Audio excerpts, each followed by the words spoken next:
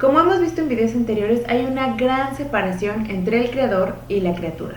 Entre Dios y su creación, que nada más son estas dos categorías, o Dios o la creación, o sea, no hay nada de lo que exista que no haya sido hecho por Dios.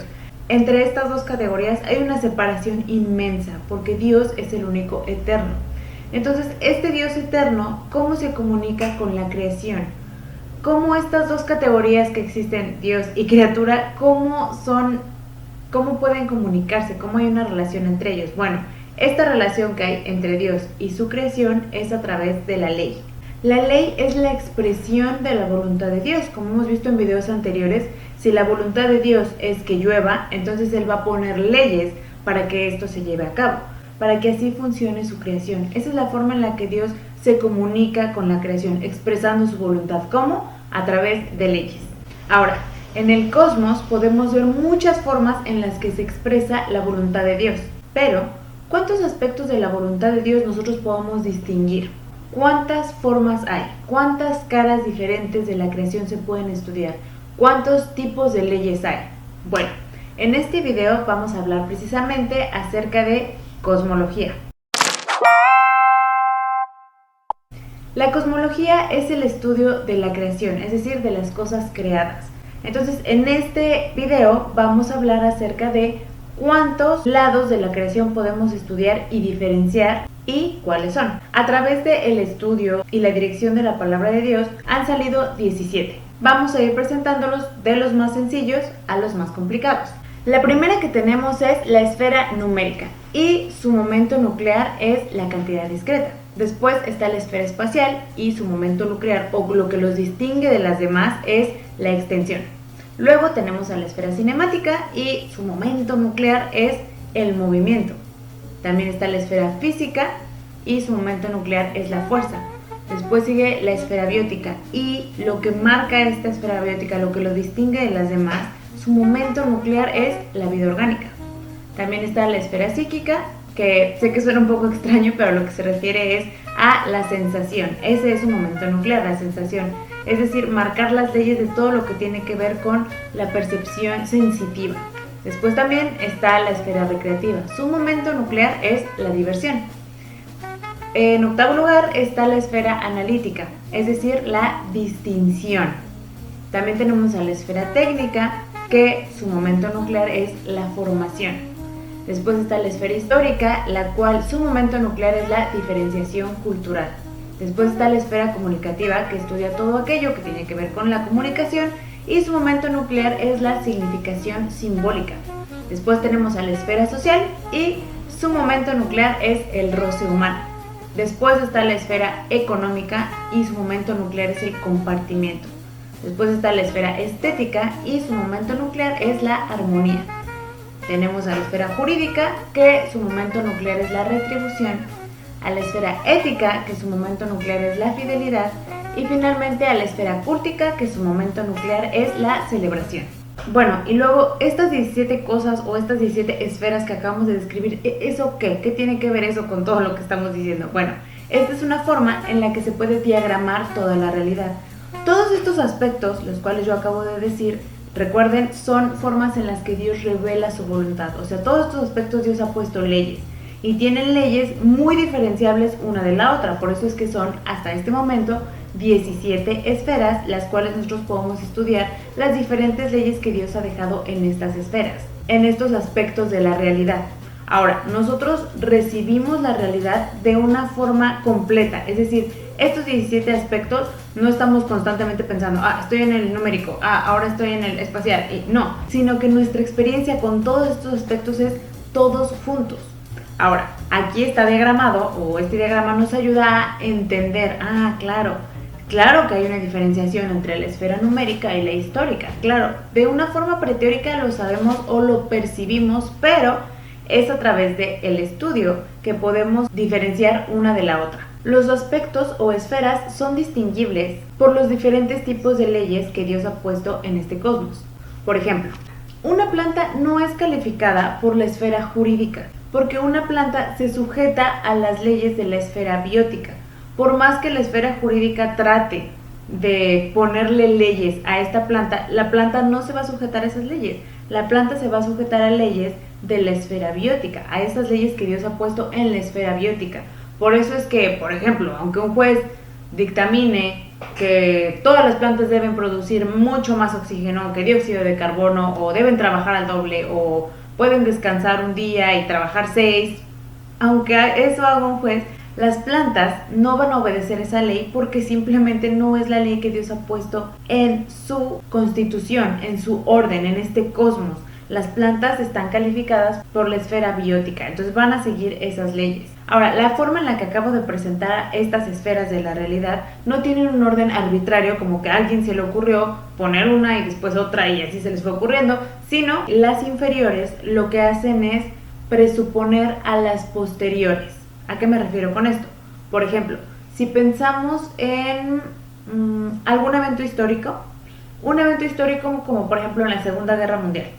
Cuando nosotros vamos a estudiar este evento histórico, el cual está calificado por la esfera histórica, ya presuponemos muchas cosas que tienen que ver con la esfera numérica, con la esfera espacial, con la esfera cinemática. No vamos a ponernos a estudiar leyes del movimiento para explicar algo que pasó históricamente hablando.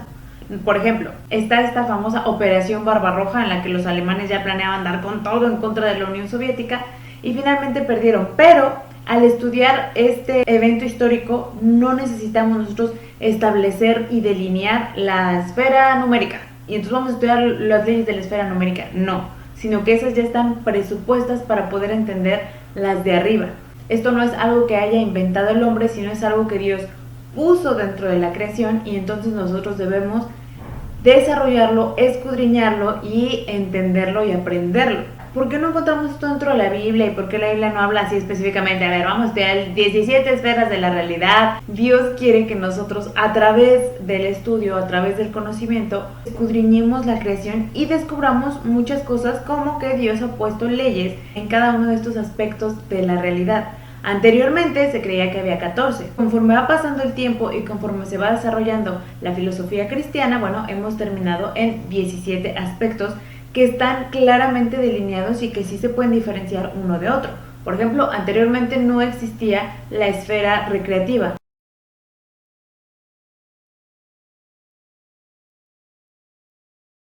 ¿Por qué? Porque no parecía algo que tenía sus propias leyes de parte de Dios para funcionar. Sin embargo, entre la esfera psíquica y la esfera analítica, sí se podía diferenciar algo, sí se podía percibir que dentro de la creación de Dios se necesita una esfera recreativa. Sí hay leyes en cuanto a la diversión, sí hay leyes en cuanto al esparcimiento, sí se necesita descansar, pero no solamente dormir como en la esfera biótica, que bueno, el cuerpo necesita dormir y descansar, sino que una recreación de, bueno, a lo mejor hasta estoy gastando más energía, como tal no la estoy conservando, pero me estoy recreando, o sea, me estoy divirtiendo.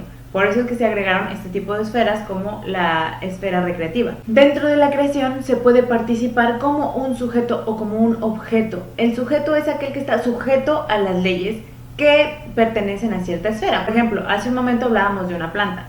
La planta está sujeta y se califica por la esfera biótica. Ahí está participando como un sujeto de la esfera biótica, pero también puede ser un objeto de otras esferas.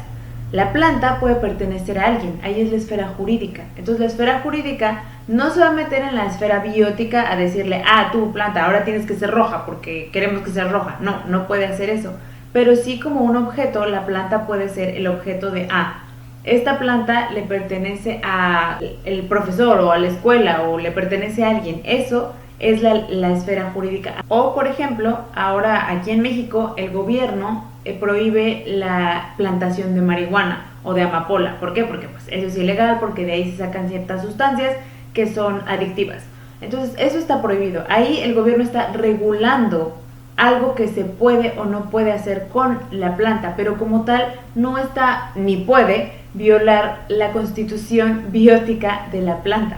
Porque las leyes que Dios ha puesto, dice el Salmo 148, versículo 6, los hizo ser eternamente y para siempre, les puso ley que no será quebrantada. ¿Por qué?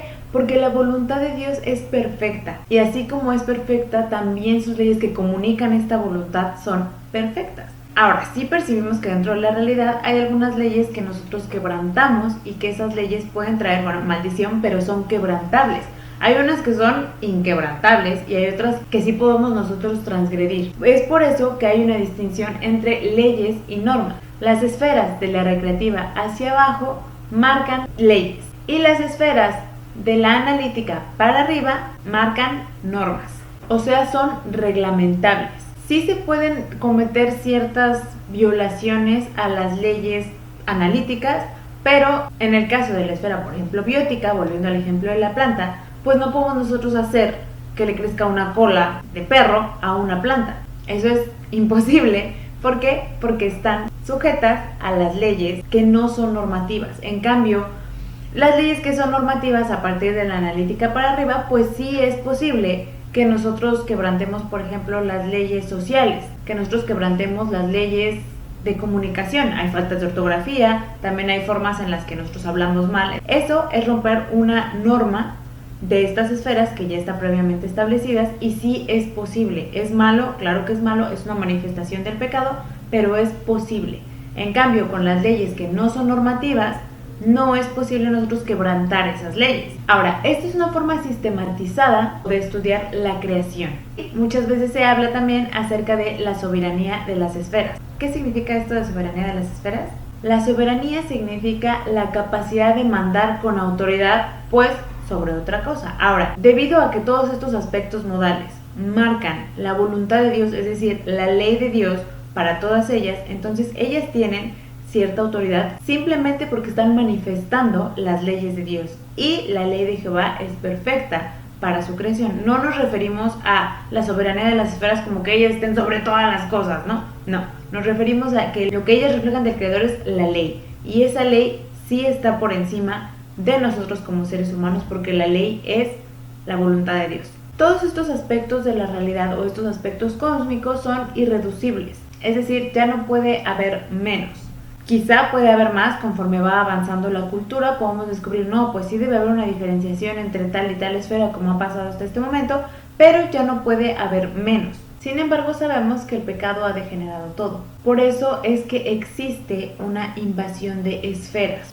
Es decir, cuando con las leyes de una esfera queremos calificar todos los aspectos de la creación o aspectos creacionales que no pertenecen a esta esfera. Por ejemplo, en cuanto a la esfera analítica, que marque la pauta o que marque la regla para todas las demás esferas. Eso es algo muy común, sobre todo en nuestra época que es muy cientificista y que exalta la razón por sobre todas las cosas. Bueno, se quiere poner a la esfera analítica que marque la regla o que les dé la pauta a todas las demás.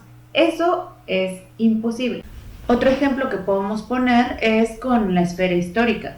Muchos científicos tratan de encontrar el principio de la esfera cúltica desde un punto de vista histórico, o sea, tratan de buscar como dónde en la historia, dónde empezaron los seres humanos a alabar a un dios o a adorar a un dios. Eso es una invasión de esferas, porque tratan de encontrar de dónde viene la esfera cúltica, como si la religión tuviera un principio histórico. Eso es completamente imposible, porque esas son leyes históricas, o sea, todos los movimientos históricos sí tienen un principio en el cual podemos voltear atrás en la historia, en el tiempo de la historia y decir, aquí empezó y a partir de aquí hay una distinción.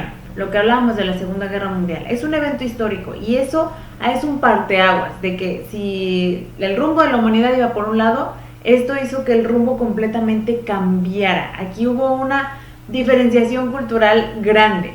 Cambió nuestra forma de actuar después de la Segunda Guerra Mundial. Sin embargo, no se puede calificar la esfera celebrativa, que tiene que ver cómo nosotros adoramos, con las leyes de la esfera histórica, porque no hay un principio en el cual podamos decir, aquí es donde empezó la gente a tener religión, y entonces, porque no se puede, la esfera celebrativa sigue otras normas, que nada tienen que ver con la esfera histórica. Sin embargo, a veces se quiere hacer esta invasión de esferas. Eso nosotros entendemos que es pecado. ¿Qué es lo que va a pasar? Va a llevar forzosamente a la muerte. Y no estoy hablando de una muerte física, estoy hablando de la muerte de un área. Todas estas manifestaciones de pecado pueden llegar a través de estas anomías, es decir, de ir en contra de las leyes que Dios ya ha establecido. Y es lo que pasa ahora. Hay poca certeza de lo que realmente es conocimiento, como veíamos en el video pasado, por la falta de distinción entre unas leyes y otras.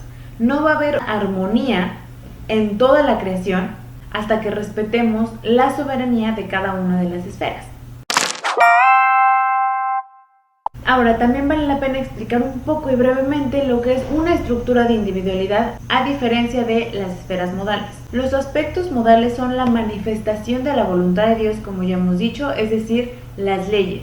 Y las estructuras de individualidad son las cosas que son calificadas por esas leyes. Por ejemplo, la familia es calificada por la esfera ética, que su momento nuclear es la fidelidad.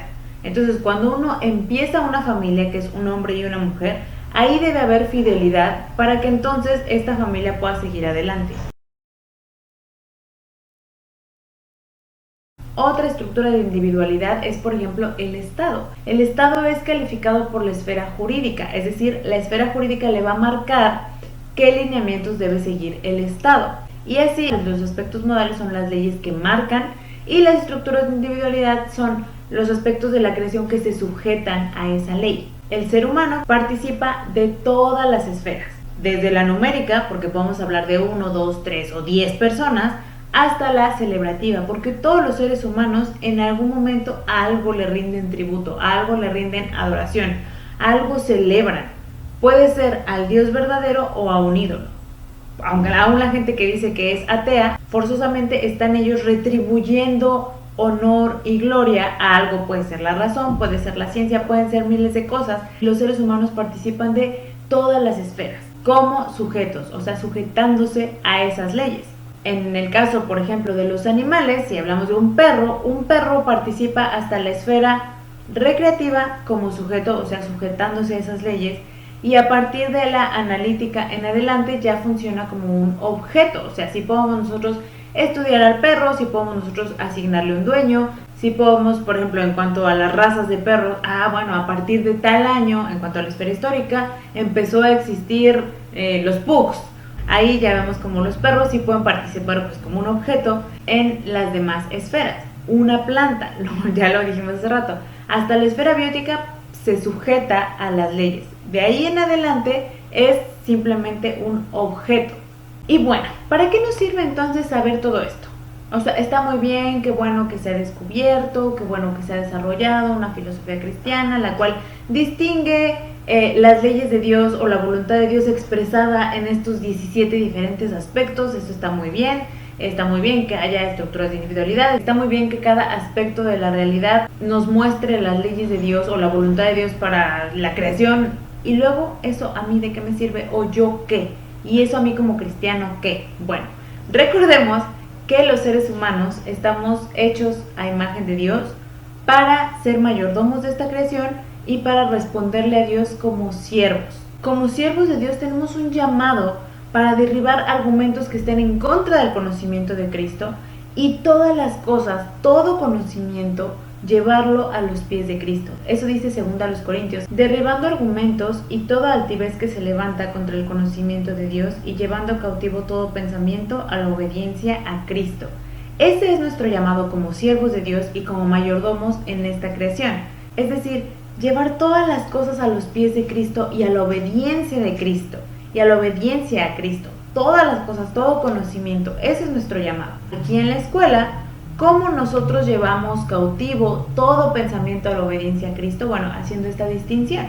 La escuela o la academia, esta institución, está calificada por la esfera ética. Debemos conocer cuáles son las leyes de esta esfera para poder hacer bien nuestro trabajo, para entregarle a Dios. Recuerden, nosotros estamos coram Deo, decir, Señor, aquí está. Esta es mi responsabilidad como maestro, porque estas son las leyes que tú has dejado en la creación, y yo las obedezco, y a ti te ofrezco esto como adoración a ti. Lo mismo yo como padre de familia, o a lo mejor yo como pastor, o yo como hermano, o yo como doctor, o yo como profesor de matemáticas, o cualquier área en la que nosotros nos desarrollemos tiene unas leyes previamente puestas por Dios con las cuales nosotros vamos a glorificarlo. Y nuestro trabajo es escudriñarlo y entonces dárselo a Dios como ofrenda de olor fragante en su presencia. Dice la Biblia en Proverbios capítulo 25, versículo 2: gloria de Dios es encubrir un asunto, pero honra del rey es escudriñarlo. O sea, todas las cosas que Dios ha encubierto o velado, lo hace para gloria suya. Y nuestra honra, nuestro gran trabajo, nuestro gran llamado es escudriñar esas cosas. Dios quiere que nosotros estudiemos en su creación. Dios quiere que nosotros nos desarrollemos en esta, pero no de acuerdo a las normas que nos marca el mundo, sino de acuerdo a las normas y a la dirección que Él nos ha puesto. Por eso es tan importante que nosotros conozcamos todo esto. Esto definitivamente no es algo que el mundo apruebe, porque simplemente partimos desde el presupuesto de que la razón está por encima de todo y la razón es la que nos va a hacer entender este mundo, como vimos en el video pasado. Eso es un gran lastre para poder entender entonces los demás aspectos de la realidad o la voluntad de Dios revelada en los demás aspectos de la realidad. Es bueno y es importante no partir de una filosofía en la que exalta la razón al nivel de Dios, sino que pone a la razón en su justo lugar, porque claro que la razón es algo importante, claro que Dios ha puesto la razón para nosotros, pero tiene un lugar en la creación, no está por encima de todo y no marca la pauta para todo.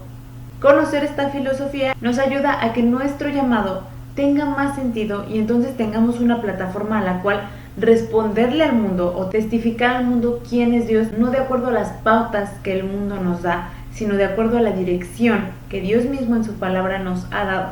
Y después de 18 videos, esto es de forma muy básica lo que se debe saber acerca de la cosmovisión cristiana. Realmente, con toda sinceridad, buscamos hacer la voluntad de Dios, buscamos que la Biblia dirija todo lo que hacemos en este mundo, buscamos sobre todo la gloria de Dios y buscamos que esa gloria de Dios sea a través de Cristo Jesús. Hay muchas cosas que faltan por desarrollar, seguramente hay muchas cosas que a lo mejor en el futuro se descubrirán que no son como las hemos estudiado o no son como las hemos planteado, pero eso es algo que queremos que el Espíritu Santo nos dirija para entonces glorificar a Dios como Él se merece, no de acuerdo a nuestra propia imaginación, no solamente en el área cultica, no solamente en la iglesia, sino glorificar a Dios en todas las áreas de la vida, y todas las áreas de la vida que han sido redimidas en Cristo, realmente los pongamos a sus pies. Esa es la intención y la importancia de tener una cosmovisión cristiana, y también estamos conscientes que la educación es el arma que Dios nos ha dado para dar a conocer la gloria de Dios en el mundo entero. Si en algún momento algo de lo que he dicho en estos videos está en contra de la palabra de Dios, o le da la gloria al hombre o a cualquier otra cosa antes que a Dios, por favor, ignoren lo que pueden estar diciendo estos videos y pongan primero lo que dice la palabra de Dios. Yo estoy consciente y enseño con una conciencia limpia delante de Dios de que esto es algo que podamos encontrar con la dirección bíblica, de que esto es bíblico y que esto es lo que la voluntad de Dios para nuestras vidas. Sin embargo, yo puedo estar mal, yo puedo equivocarme, yo soy un ser humano, pero la palabra de Dios es eterna, que realmente puede entrar hasta la conciencia del ser humano. Eso es todo por el video de hoy y ese es el fin de esta primera serie de videos acerca de la cosmovisión. Seguiremos hablando de otros temas, pero de forma básica esto es todo lo que tenemos que saber acerca de la cosmovisión cristiana. Que tengan muy buen día, hasta luego.